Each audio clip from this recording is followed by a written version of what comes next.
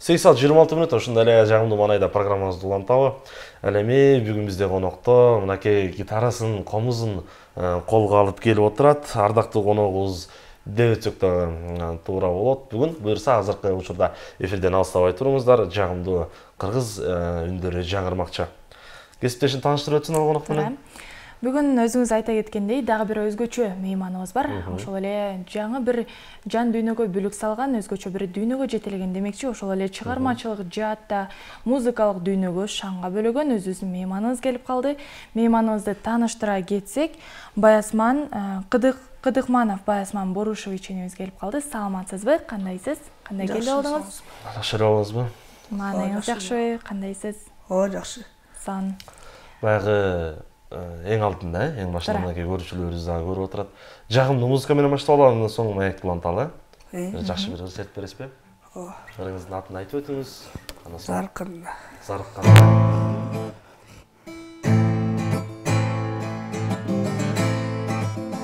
Acarılar balık, idarına zarlanıp, Unkanı bir dadım, bulbul uçkan aranıp, Ben o salgın kılığın, Özdağda teymur alıp, Günü geçken sozum bom, Tukuk bolu bir salıp, bir salıp, bir salıp, oy, bir salıp.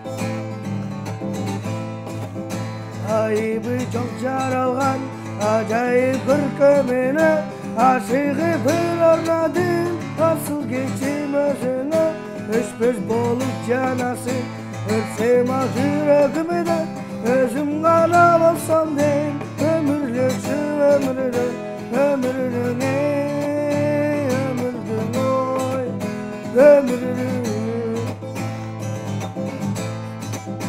Ben solunun içinin bir özümlü samayımın, Tutkunu boldum ilkin tuş algan bu jagdaydı, Bir özümlü oylayımın, bir özümlü samayımın, Taqdırga başım giyip, tartın senden ubayım, Ubayım ey, ubayım oy, ubayım,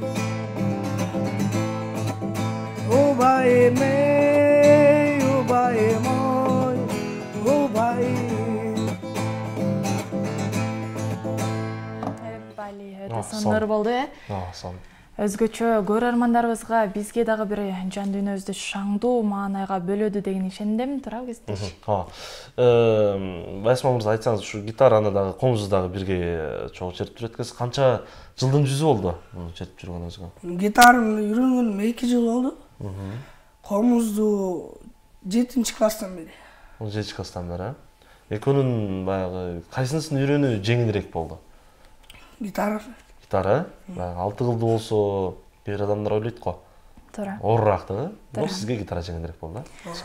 Бизге дагы бир маалымат бар. Ошол эле гитара, комуз анан фортепианода дагы ойнойсуз, Бул ар бир аспапты дээрлик 1 эмес 3 аспапты ойнойт экенсиз. Муну жуурулуштуруп, чогуу бир баарын үйрөнүү оорчулукка жатабы? Кандай кыйынчылыктар болот үйрөнүп аткан учурда? Оңой эле фортепиано биле алсаң. Кантип баштап кеттиңиз үйрөнүү жолдорун? Эң биринчи үйрөнгөн аспабым фортепиано болчу. Андан ары слухум развивать этип, андан ары могу аспаптар кетти менде. Азыр жаңы аккордеон үйрөнүп атам. Канча жылдын жүзү болду ошол үйрөнүүңүз багыт боюнча? Эми фортепиано 0-класстан бери чертип атам. Үйрөнүп атам, дагы эле үйрөнүп атам. Анан могу аспаптар деле кете берген да. Кайра кызыгууңуз артып кете берген, Сон. Эфир артында да сүйлөшүп калдык. Россия жергесинде дагы окуп келген турбайсызбы? Орусча сүйлөп дегенде, Анан азыр Кыргызстанда бул Ыбырай Туманов музыкалык окуу жайында окуп жатканда мугалимдердин айткандарын нейлеби, ушундай түшүнүүлөр оорчулук жаратпай элеби? Кыргызча нукура сүйлөп жатканда. Жок. Оңой эле. Мен бияқта 1 жыл жашап калган, 9-классты бүтүп. Андан ары еще Москвадан ата-энем русча сүйлөчү да үйдөн. Мен унутуп калбасын деп. Сонун экен. Ата эненин болгон бир тилге дагы сыйлоо, урматтоосу бар экен. Туура кыргызда алма сабагынан алыс түшпөйт деген накыл кеп бар э. Анан үй бүлөңүздө баягы ушундай аспаптарда ойногон атаңыз жактан, апаңыз жактан ушундай тарапка кызыккандар барбы? Балким ошол аркылуу себеп болуп сиз үйрөнүп калдыңыз. Точносын билбейт экенмин. Мамам гитара чертет, папам да гитара чертет, кеше синтезатор ойнойт. Сон. Эр тайын тартат деп коет го. Туура. Албетте ата эненин ушундай аккан арыктан суу агат дегендей өнөрүн дагы алдыга жылып кеткан албетте биз дагы кубанычтабыз. Жаңы эле гитаранын коштоосунда ыржыдадыңыз, коңуздун коштоосунда бир жакшы чыгармаңыздан ырдап бербейсизби? Коңузду мынакей. Колго алып, үч бирөө жалгыз тег үч кол комуз чертилбейт, күбө келбейт. Чебер колсуз көргөн көз, уккан кулакка жөпчөнөкөй деген жакшы заттар бар эле.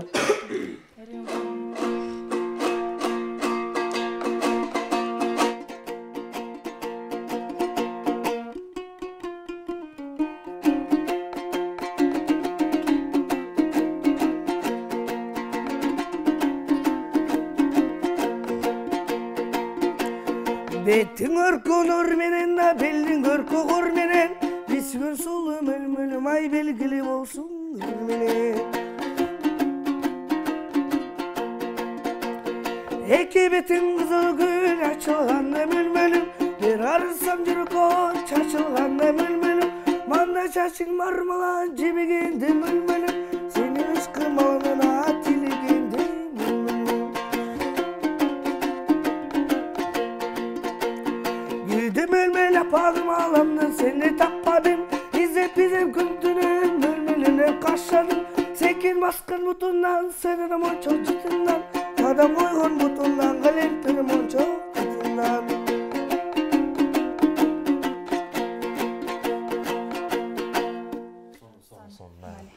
Бул ырдын автору Барпалкулов атабыз болсо керек, жаңылышпасам. Кийин Малик Аликеев агабыз ушундай бир жагымдуу чыгарып келген. Ушул эле мөлмөлүм ырын айталычы. Үйрөнүүгө канча убакыт кетет? Слух менен оңойраак болот. Нота менен жаттасаң оорураак болот. Сиз канча убакытта үйрөнүп кеттиңиз? Мөлмөлүмдү негизи канча эле? Бир жума кеткен беле? Примерно бир жума экен. Айтып коет го, чыгармачыл адамдарда орусча айтканда музыкальный слух болуш керек да. Ошондой нерсени биринчи өөрчүтүш керек экен дагы. Андан соң үйрөнүп кеткен жеңилирээк болуп турбайбы? Ой, Сон. Эмне үчүн дал ушул музыкалык тармакты тандадыңыз? Просто ата энем айтканда, музыка менен кетсең өзүңө оңойраак болот, анан сен бала кезде мен акасы ошо сүйлөгөнүн билбегенде аябай кызыкчумун да. Фортепианога. Басыла берчүмүн, ата энем ошону көрүп, музыкага жакын экен деп. Демек, ата энеңиздин демилгеси менен келип калдыңыз, сонун экен. Баягы ата энеңиз деп калбадыңызбы?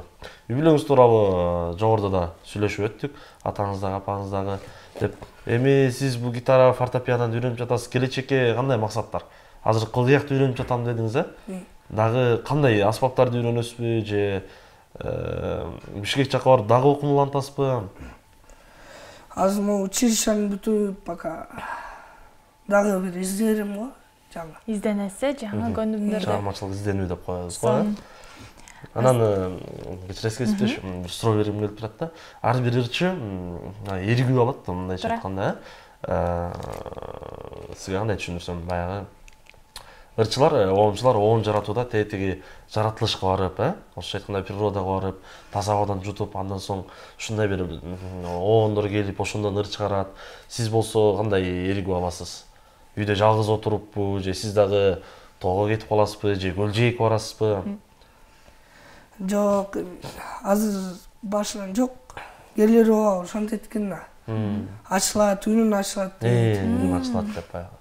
Жаңы ойлор келет деп. Меники азыр баштала элек. Буюрса башталат бул жылда. Жаңы доспам да бар. Чогуу ырдачыбыз. Шол экөөбүз да жаңы ыр жазайын деп атабыз. Сон. Буюрса эл алдына тартуулайт экенсиңер да. Өз алдынча бир топко дагы ойлоруңуз бар экен да, топ түзүү менен алектенип. Сон дээрлик эң эле биринчи алгачкы үйрөнгөн чыгармаңыз кайсы болду? Ошол комуздан дейлиби, фортепианодан дейлиби, гитараданбы? Эң биринчи. Гитара менен орусча болгон. Комуз менен Симук Бешикеевдин бир өзүңө. Сон экен. Ошол алгачкы үйрөнгөн чыгармаларыңыз боюнча үн салып көрөрмандарга арнап кетсек болобу? Эки аспапты тең, Ооба. Биринчи азыр жаңы комуз менен ырдадыңыз, гитара менен. Эң биринчи үйрөнгөн чыгармаңыз, баягы эң биринчи жаккан чыгарманы кесиптешим туура айтып өттү. Көңүлдөн жаккан чыгарманы чертет эмеспи? Туура. Эң биринчи үйрөнгөндөр.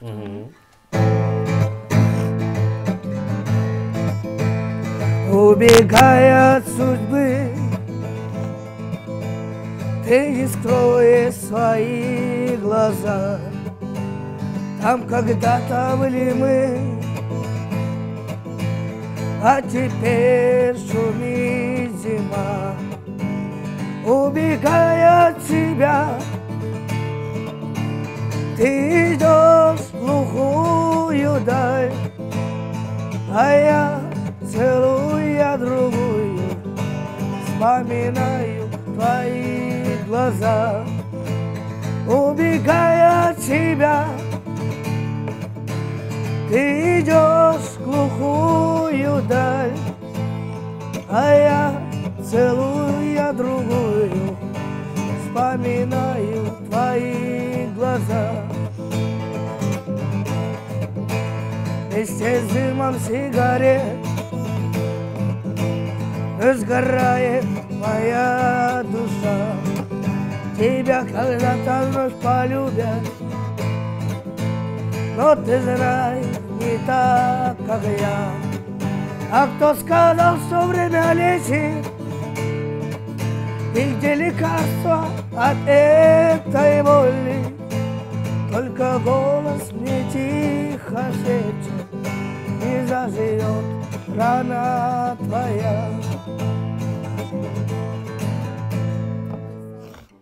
Бир сүйүү сезимдеринен сүңгүү кеттик окшойт, Сан. Байсмандан сураналы, камерага түзүрөөк отуруп алсаңыз, ошондой.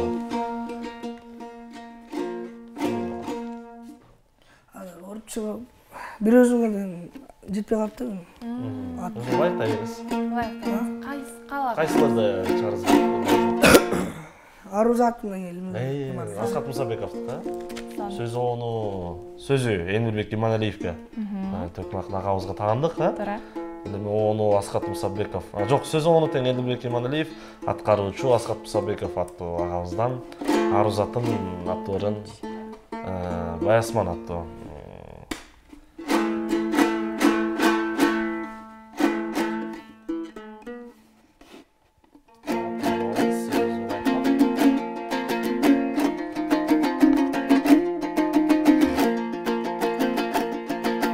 Aruzatıma çırayım apağım, seni görüp men tazara başladım. Karigende жүргенген атылы, айга чыңкы бир мен жоготкон асманы. Карайлаган көңүлүмө нур толу, кайрадан бир төгүлүм ыр болу. Арман болу дүйнөм арылганча сүйгөн, карындашым кагылайын мага бир жолу.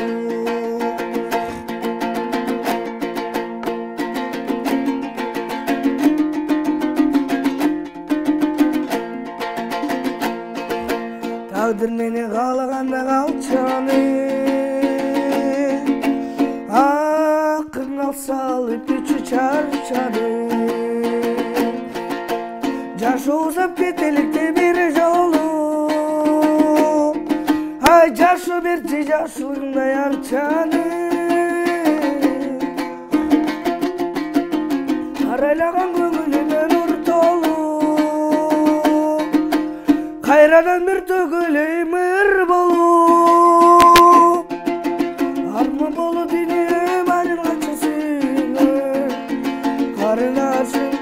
Kağılay mağa bir yolu Arzuladın alanay mağa bir yolu Сон өтө сонун чыгарма болду. Дээрлик нотага дал келүү ар бир көрөрмандардын укулуктуу жан дүйнөсүнөн сонун болду демекчимин. Угушубузча билишибизче чыгармачыл адамдар ошол эле музыканттар, актерлор дейлиби, баягы сезимтал болушат деп угабыз. Таарынчаак, бирөө кат сүйлөп койсо сөз көтөрө албай. Сиз деле ошондойлордун катарында толтойсузбу? Же көп деле эмес. Болуп кетет кээде. Кетет. Жакшы адамдарыңыз, Сон. Эфир сыртында дагы сиз той ырлары деп сүйлөшүп калдык да. Анан ушул ырчылык менен дагы тойлорго барып ырдап коесузбу? Ошол боюнча айтып берсеңиз. Азыркы убакта мен кафелерде иштейм да. Ырчы болуп. Негизи өнөр чектеп болбос дейт го. Ошол өнөрдүн аркасынан дагы көптөгөн ийгиликтерге жетип жатасыз, башталгыч болсо дагы. Сон.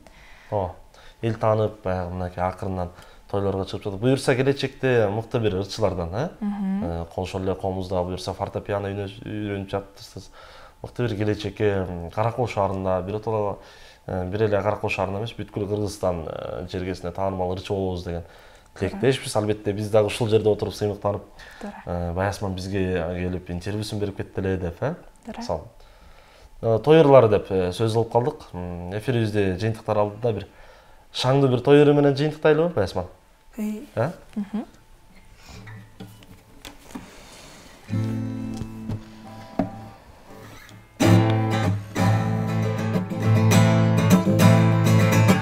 Карагаттай көздөрүң ай Жамила, бала ширин сөзүң ай Жамила, күнө сага келемин ай Жамила, сен карап өтөсүн ай Жамила, Жамила, Жамила, Жамила, Жамила, Жамила, Жамила, Жамила, Жамила. Adır toğlardı, aygır mini düşöbüz, adın öğrenin kızı, açuran içebiz, açuran içebiz, anay, açuran içebiz, çike sudan içebiz.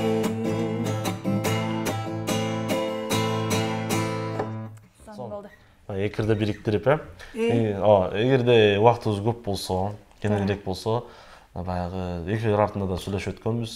7 мүнөткө чейин дагы созулуп ырдай алам дегенсиз, Азыр кыскартып туралы. Кийинки эфирлерде буюрса, өзүңүз келип, мынакей атайын жакшы бир ийгиликтериңиз менен келип, 7 мүнөттөрдү чечип берейин деп ошондо буюрса чечип бересиз. Жайын өзүңүз айтып өткөндөй, ден соолугуңуз дагы азыр бир аз сырколоп турасыз.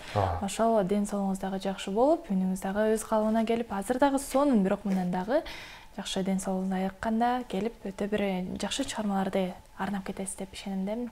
Бир суроо берем келип турат.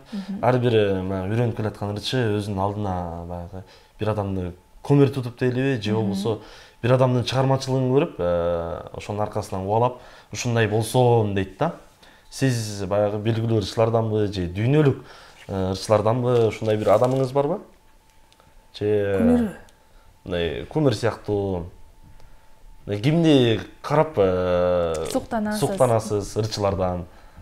Ошонун аркасы менен кеткиңиз келет? Элмирбек Иманалиевдин артынан. Комуз. Төкмө акын, кыргыз элине аттын кашкасындай таанымал раматтылыкта болуп кетти. Бешинен берсин дейли, Элмирбек Иманалиев агабыз өтө таланттуу адамдардын бири. Төкмө акын, жана көптөгөн жогоруда да ырдап өттүңүз, Арус атын деген ырыны. Сонун адамдын аркасынан эришиткенсиз, сизге ийгилик каалайлы. Туура. Анан эфирди жыйынтыктай берели. Жыйынтыктар алдында сизге бир эркин микрофон суналы. Ата-энеңизге салам жолдоп алыңыз, досторуңузга салам жолдоп алыңыз,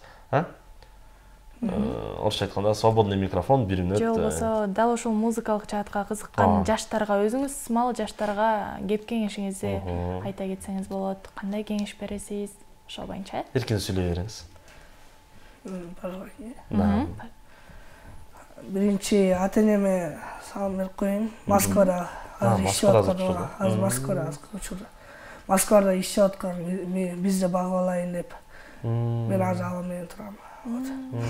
Ден соолук каалайм ата-энеме. Анан Ыбырай Тумановго училищеда силер тийгитейм. Баарына салам. Экинчи, үчүнчү курстарга. Анан агайларга дагы. Агайлар, эжелер сонун окуп атат. Аябай жакшы. Жагат окуган. Сонун экен. Рахмат. Сиздин да келип бергениңизге рахмат. Ушундай ылайым эле кыргыз эл жеринде кызматыңызды кылып, дагы өнөрлөрүңүздү өркүндөтө бериңиз. Кыякты үйрөнүңүз, фортепианону үйрөнүңүз, дагы эмнелер бар? Саксофон деген дагы сонун бир музыкалык аспаптар бар. Ошолордун баарын үйрөнүп, буюрса кийинки эфирде жаңы ийгиликтер менен кезгеле. Эргиңиз күчөй берсин, калемиңиз курчу берсин. Төмөндөгү айткандай өзүм ыр жазам, буюрса тоо ачам деген пландарыңыз бар экен. Баардыгына мерчендеп ишке ашырып алыңыз деген үмүттөбүз. Ал эми көрүүчүлөр үчүн маалымат иретинде дагы жолу айтып өтөлү. Бүгүн бизде конокто Ыбырай Туманов атындагы музыкалык окуу жайынын 1-курстун студенти Кыдыкманов Баястан Борбушевич болду. Ал эми биз программабызды алдыга карай уланталы, урматтуу телекөрүүчү.